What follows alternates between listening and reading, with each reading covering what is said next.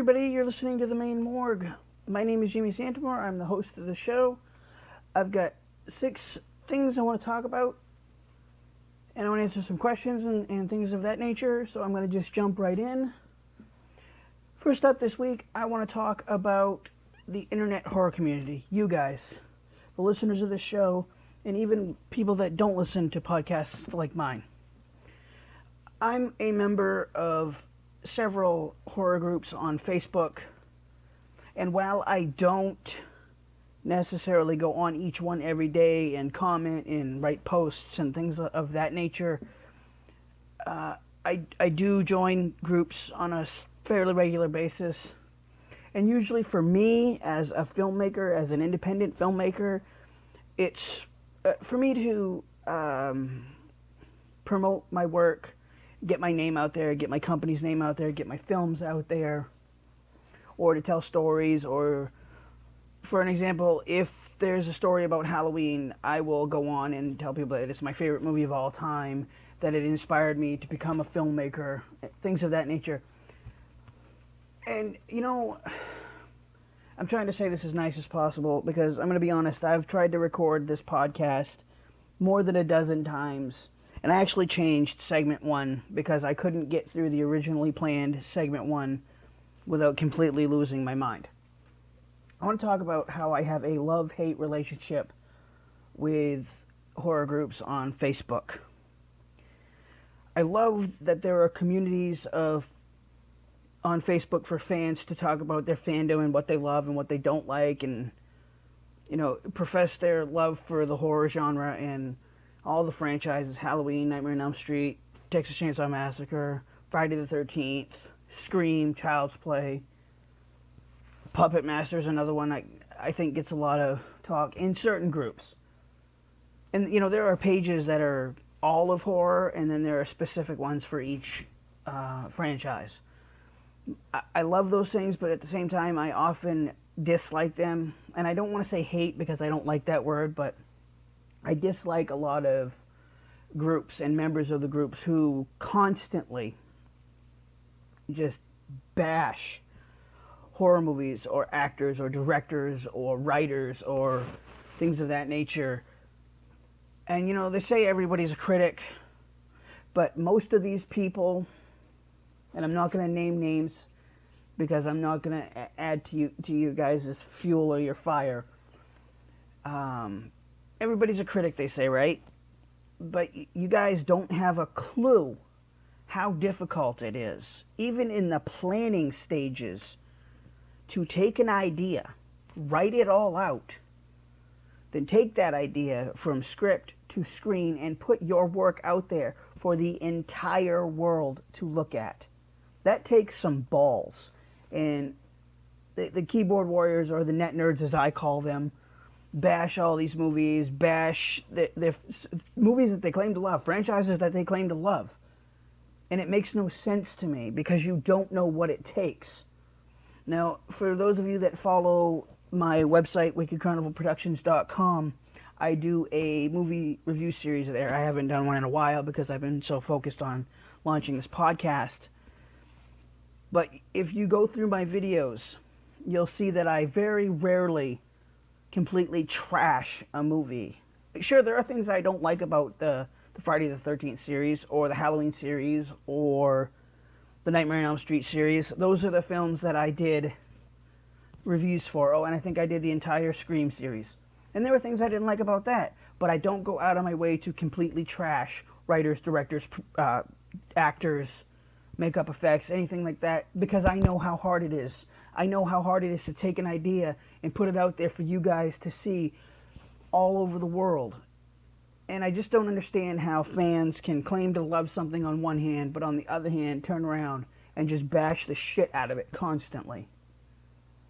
Now, I respect other people's opinions, and I don't usually try to persuade people to change their opinion, because everybody's opinion is their opinion. It's unique to you. Great, I'm happy for you. But there's a difference between stating your opinion and going too far, and I think that's the problem. Fans, quote-unquote fans of a franchise, will go too far in their critiques. You know, sometimes on a movie set, things have to change last minute, that changes the outcome of the movie or changes a story arc for a character, and it's just something that cannot be controlled. It just happens, and it changes the movie. And fans, with the advent of the internet, now have the ability to read the original script of movies, watch deleted scenes that were never supposed to be seen by people outside of the film crew. And I think it's too much for people, I think, in terms of giving away too much, or I believe in a lot of cases people have too much power. People don't understand the power of words. Now you think about that. The words that you say, the words that you type, have so much power to influence other people. And I think people lose sight of that. And let's talk just for a short amount of time about you trolls who go on to Facebook, these groups, and you type things just to get a reaction from hardcore fans like myself. And I will give you an example. Every time I see something about the Scream TV series on these horror groups, I want to lose my mind and rant and rave and bitch and scream and holler that you just don't fucking get it. And I don't, because it's pointless, because you're just baiting me into an argument that I don't really fucking care to have. I have my opinion, you have yours. I love the TV series, you guys hate it, that's fine. I don't really give a shit. Society does not dictate what I like and what I don't like. I'm not one of those people that follows blindly. And I'll tell you, if I don't like something, I don't like it. I'm a huge thing with critics. I don't read reviews. I don't read critics' opinions because I don't care. Critics panned Suicide Squad. I can't wait to see it on DVD or Blu-ray. Critics panned Batman v Superman. I love that fucking movie. Critics panned Man of Steel. I love that fucking movie. Critics are paid to write their reviews. And I'm talking about reputable reviewers, reputable critics, not all you little keyboard warriors that come out here and think because you have a keyboard and a blog, your opinion fucking matters. To some people it might. To people like me, it fucking doesn't. And it has nothing to do with the fact that I'm a filmmaker. I don't read critics' reviews. I don't. I have one right here from, who the hell is this from? Splatsofblood.com. This review came out before my movie was even released. They did a review based on my trailer. Do you know why I keep it? As motivation. Because you people did a review based on a 2-minute and 32-second fucking trailer. Do I care what you said? Not really, because you didn't see the movie. So your opinion is fucking irrelevant. Last thing I want to talk about in this segment, and it's run long because, again, I've lost my temper, which the doctor says it's good for me to do that occasionally. I think these groups, 95% of them have the right intention when they start out, and that's for the internet horror community to support each other. Whether you're a fan or a creator of content, we should always support each other. And yes, in terms of being a creator of content, there is competition for consumer dollars, DVD sales, digital sales, and all that hoopla. That doesn't change the fact that at the end of the day, we're all fans. And like I said, we should support each other in any way that we can. On that note, I'm going to take a quick break, and I'll be back shortly. You're listening to The Maine Morgue. Hey everybody, this is The Maine Morgue. My name is Jamie Santamore, and what I'm here to talk about during this little commercial break is The Maine Morgue needs your help to get better. In order to do this, we have started a GoFundMe page. The address is gofundme.com/themainemorgue. We are looking to raise $300 to get better equipment to do the podcast with, and hopefully get some green screen equipment and be able to do different things with the show and make it a video podcast as well as the audio I would love to do one segment a week with video. To make that happen, I need your help. So please donate to the Maine Morgue. GoFundMe.com/themainemorgue. And thank you so much for your continued support with the Maine Morgue. Welcome back, everybody. Segment 2 this week is going to be movie talk. And there's actually 2 films that I want to talk about that I've seen over the last week. The first one is titled Scar 3D. And if you want to watch a sick and twisted movie, this is the one for you. It's from Phase 4 Films. It was directed by Jed Weintraub. I hope I said that right. And written by Zach Ford. For its 78-minute runtime, it runs at a high level for almost the entire runtime. The action is amazing. The kills are really good. And I would say Zach Ford did an amazing job writing this movie. I don't know much about Zach Ford, but for this movie, he did an amazing job writing it. It's very fast-paced. It's really gory. It's a suspense thriller / slasher movie. The story is incredible. It gets your mind really working as you're trying to figure out, okay, who is this person doing all of this?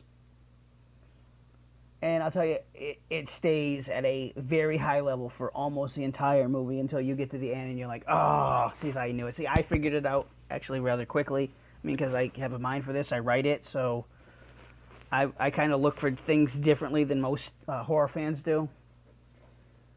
But if you're a fan of Saw or Hostel, definitely check out Scar 3D.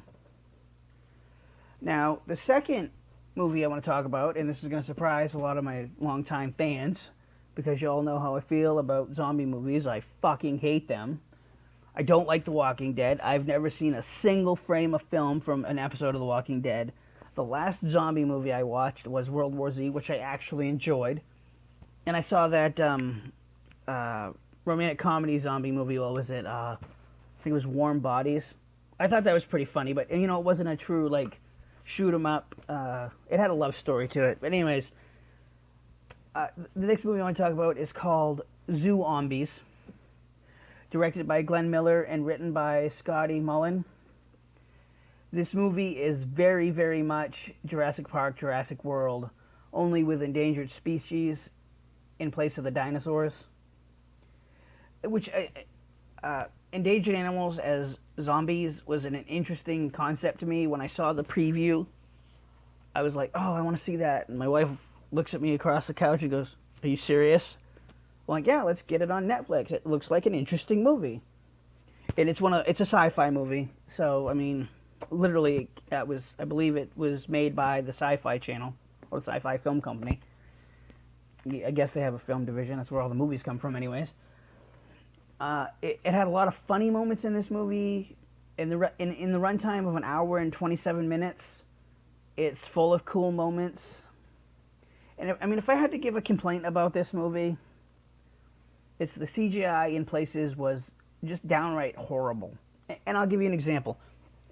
3 of the human characters are zip-lining across the park to safety. And as they're hanging on to the poles for zip-lining, or the ropes or whatever they are,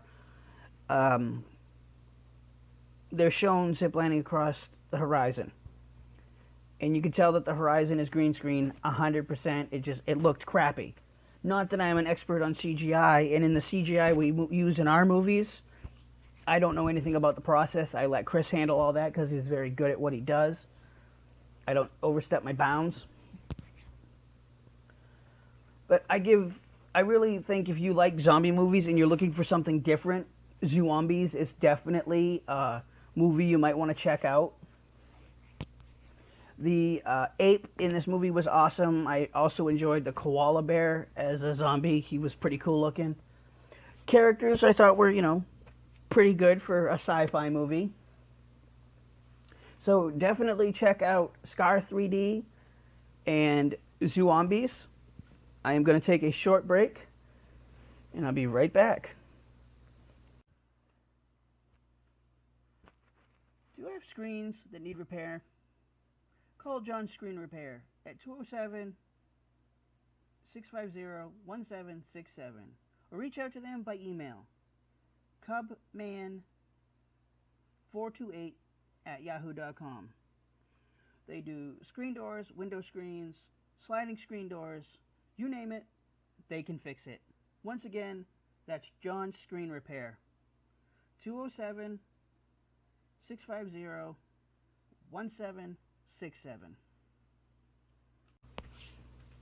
All right, welcome back. I've been getting emails for the last couple of weeks from a couple of fans who are very interested in me talking about some funny experiences I've had since becoming a filmmaker. And I kind of put this off because it's weird for me to sit here and tell you guys stories, but I'm going to give it a try. I'll tell you about the first time I was ever recognized after the release of Rise of Mortis. It was at my local grocery store, and this person saw me, came up to me and talked to me. And as she's talking to me, I'm signing a business card for her. I took a picture with her. Her boyfriend took a picture of us together. Another person came over, then another person, and then another person came over. So I signed a bunch of business cards that day, took a bunch of pictures, and it was like a surreal experience. I couldn't wait to come home and tell my wife, oh my God, people know who I am. It's cool, but to be completely honest with you, I live in a small town, so I'm what I call small town famous. So that was the first time I'd ever been asked for my autograph, and I mean, it was cool. It was kind of weird, kind of scary, but now I always carry business cards with me and a ballpoint pen and a Sharpie marker because you never know what people are going to ask you to sign. More on that in a moment. I'll tell you a very funny story. During the promotion of Rise of Mortis, or Sins of Man Rise of Mortis, which is the first movie in the trilogy, I would get asked almost every time that I would talk about the project if it was an adult film. And I thought that was funny at first. I mean, I'm like, really? Sins of Man Rise of Mortis? That sounds like a porno title? And again, I thought it was funny. And then as the question kept coming up from people, I started to think either I had a really ingenious title or a really, really bad one. I couldn't tell. And, the name of the company is Wicked Carnival Productions, and I guess it's similar in name to Wicked Pictures, which is an adult film company. So either really smart on my part or really, really dumb. I mean, it's memorable, I guess, so I guess it works. Although we did have a running joke on set that it wasn't that kind of movie. Whenever somebody would make a sexual joke or anything close to sexual happened in a scene, somebody would always take it just one step too far and somebody would have to scream out, "It's not that kind of movie!"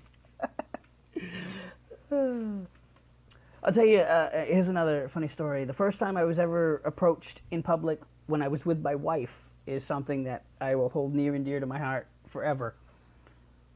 And at that point I'd been spotted in town probably about half a dozen times.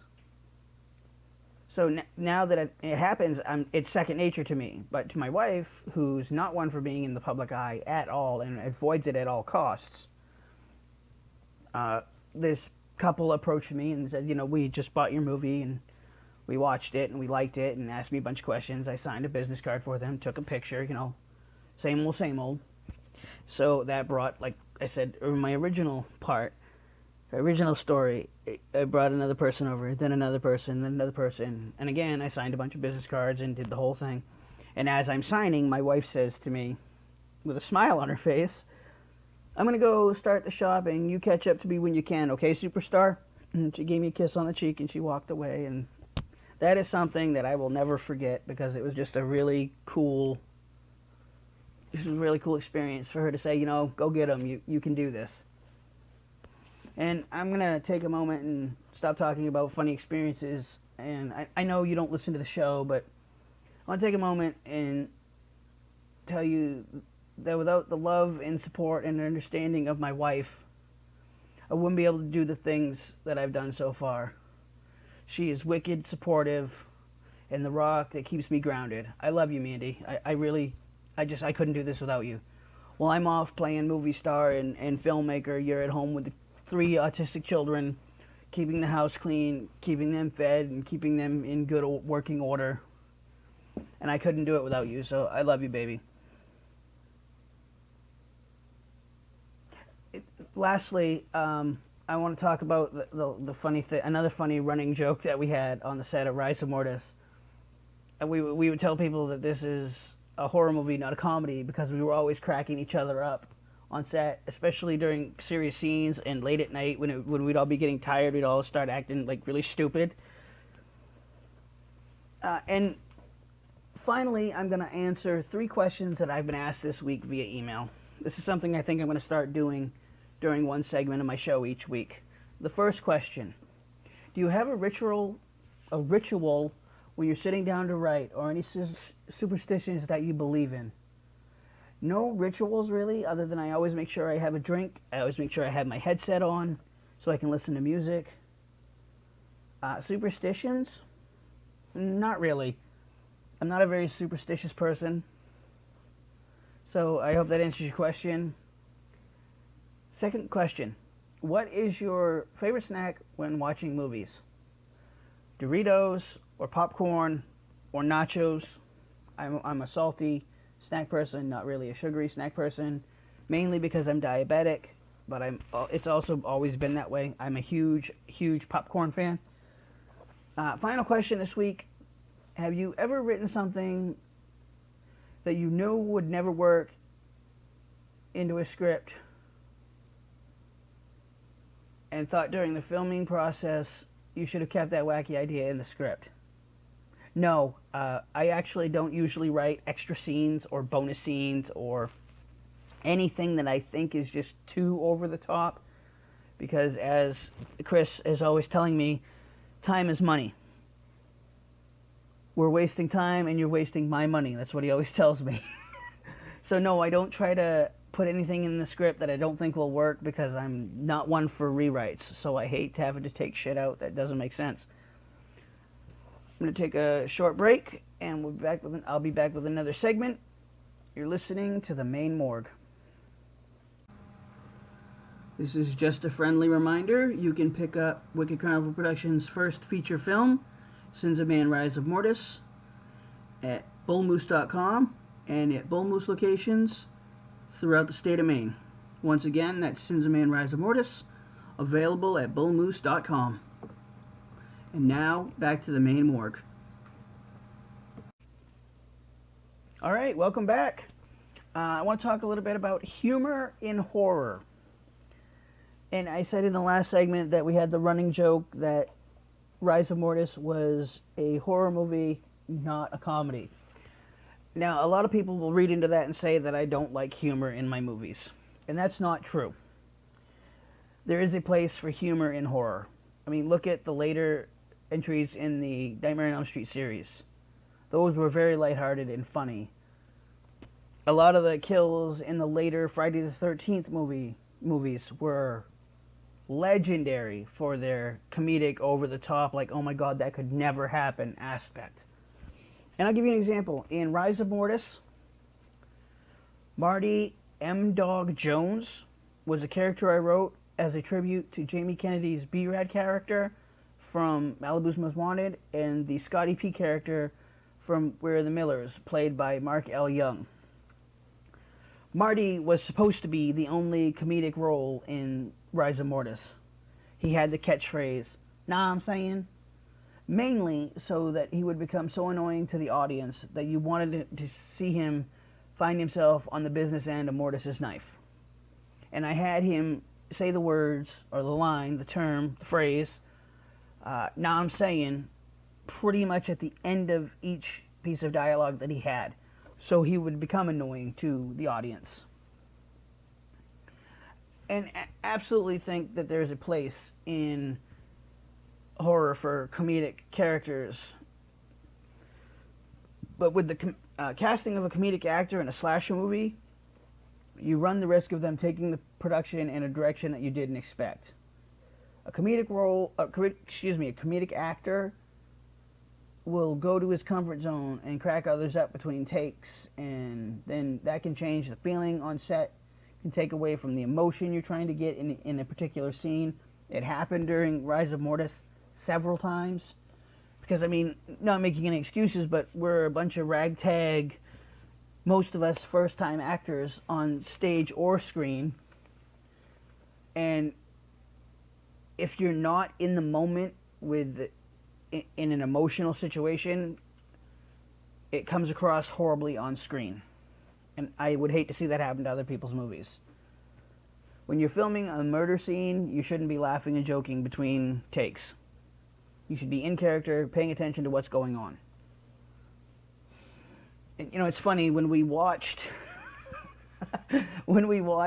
Rise of Mortis at the cast viewing party, none of us could stop laughing. It wasn't because the movie was overly funny. It was because we were in a room full of people who saw all the bullshit that happened behind the scenes. And it was a fun experience to watch the movie that way. And with all that said, there isn't a lot of humor in Sins of Man 2 Vengeance. And that was done on purpose during the writing process. I wanted this movie to be very serious, have a very serious, dark tone. And I wanted it to be completely through the movie. I wanted the movie to be the opposite of Rise of Mortis, because the returning characters were obviously changed from what they'd been through due to the events of Rise of Mortis. I'm going to take a quick break, and I'll be back with another segment. You're listening to The Maine Morgue. Welcome back to The Maine Morgue. I am your host, Jamie Santamore. Segment 2 this week is going to be centered around the announcement I made last week on sinsofmanmovie.com and on YouTube. The video basically divulged to the world that I would be officially stepping down as director of Sins of Man 3 Tribulation, which is our final film in the Sins of Man trilogy. And there are a few reasons that I decided to step down. Mainly because I wanted to create the best possible movie with the resources we have available to us. And the best way for me to do that is to concentrate on the storytelling and the writing of the script. And I want to be 100% clear with everybody. I was not forced out by anyone. This was a decision that I came to on my own after conversing with the person I selected to take my place as director. And I laugh whenever people email me and ask me if I was booted from the project. Because I am the owner and the founder of Wicked Carnival Productions. Sins of Man is my screenplay, my idea, so who exactly would force me off the project? I mean, it's my own project. And it's comical when you stop and think about it that way.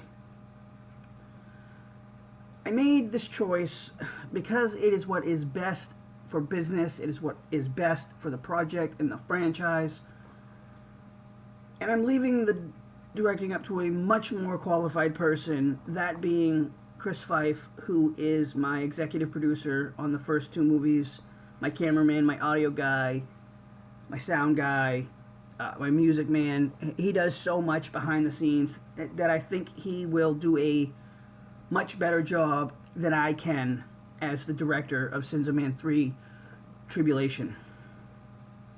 Now, I'm not walking away from the project completely. As I stated in the announcement, I'm writing the script.